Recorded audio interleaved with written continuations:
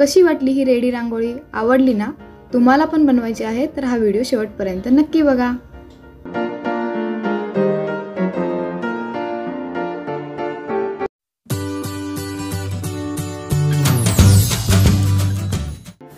Hello guys, welcome back to creation by Nikita. आजच्या व्हिडिओमध्ये आपण बघूया रेडी रांगोळीमध्ये कमळाचं फूल कसं बनवायचं। रेडी रांगोळीसाठी अशी आधी डिझाइन बनवून घ्यायची आणि बनवता येत नसेल तर तुम्ही ती Google वरून डाउनलोड करू शकता। डिझाइन बनवून झाली की ती एका प्लास्टिक शीटवर ट्रेस करून घ्यायची। त्यासाठी आपण इथे OHP शीटचा वापर करणार आहोत। त्याची साईज 175 मायक्रॉन आहे। OHP शीट तुम्हाला स्टेशनरी शॉपमध्ये मिळत नसेल तर तिची लिंक मी डिस्क्रिप्शन बॉक्समध्ये मेन्शन केली आहे, तिथूनही तुम्ही ऑनलाइन घेऊ शकता। डिझाइन ट्रेस करण्यासाठी आपण इथे ब्लॅक मार्करचा वापर करणार आहोत। तो तुम्हाला सहजरित्या कोणत्याही स्टेशनरी शॉपमध्ये मिळून जाईल। आणि याआधीही खूप साऱ्या डिझाइन अगदी बेसिक पासून रेखाटाच्या कशा तेही मी शेअर केले आहे। त्या डिझाइनही तुम्ही बनवू शकता।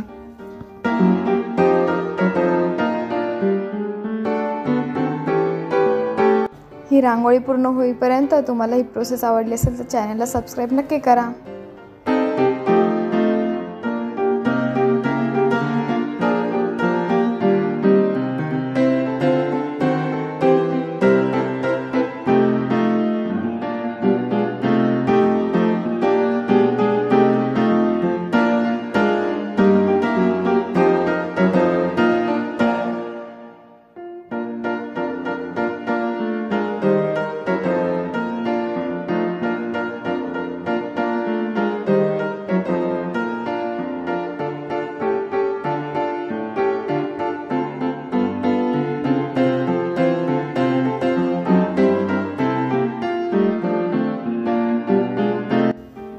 रांगोळी चिटकवण्यासाठी मी इथे फॅब्रिक ग्लूचा वापर करत आहे।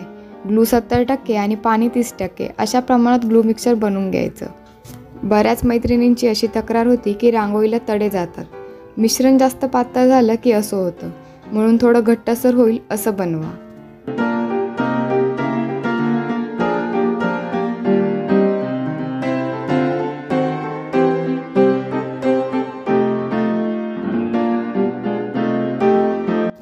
मिश्रण डिझाइनच्या थोड्या भागात लावून घ्यायचं आणि मग रांगोळी त्यावर टाकायची। एकसाथ सगळीकडे लावलं तर मिश्रण सुकून जातं आणि मग रांगोळी व्यवस्थित चिटकत नाही।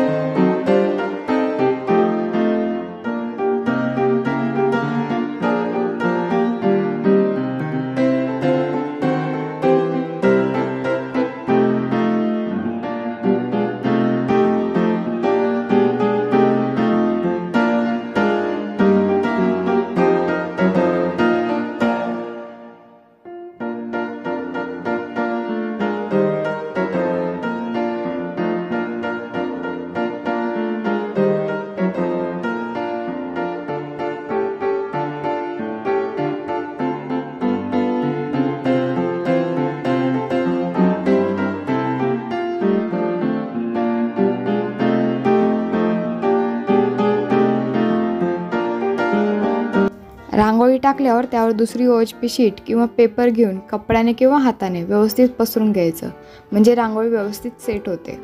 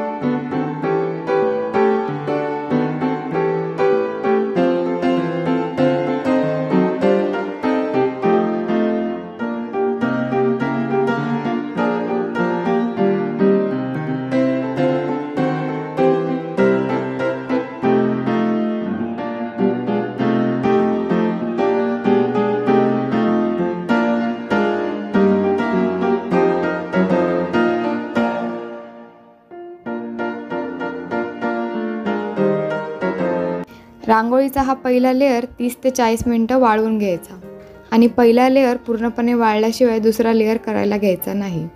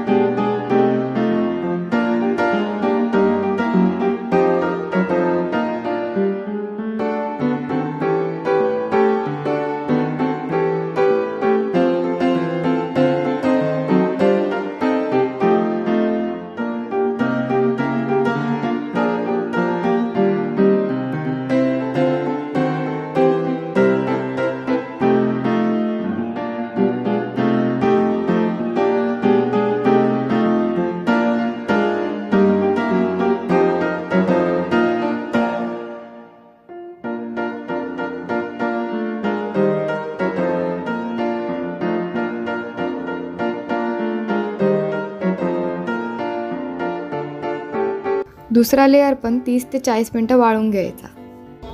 दुसरा लेअर पूर्णपणे वाळल्यावर रांगोळीला फॅब्रिक किंवा ॲक्रेलिक रंगाने अशा प्रकारे आउटलाईन करून घ्या.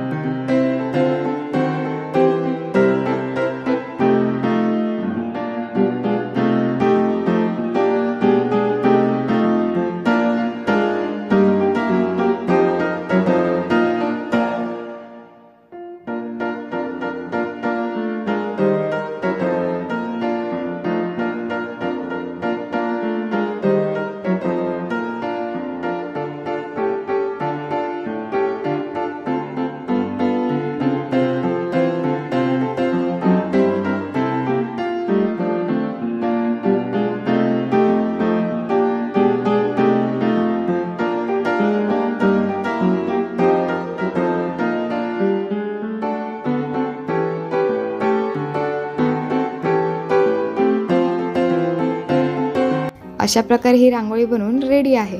तुम्हाला ही रांगोळी कशी वाटली ते मला कमेंटमध्ये नक्की सांगा. आणि आतापर्यंतच्या व्हिडिओंना भरभरून प्रतिसाद दिला त्याबद्दल खूप खूप धन्यवाद. व्हिडिओ आवडला असेल तर व्हिडिओला नक्की लाईक, शेअर आणि चॅनलला सबस्क्राईब करा. Thanks for watching.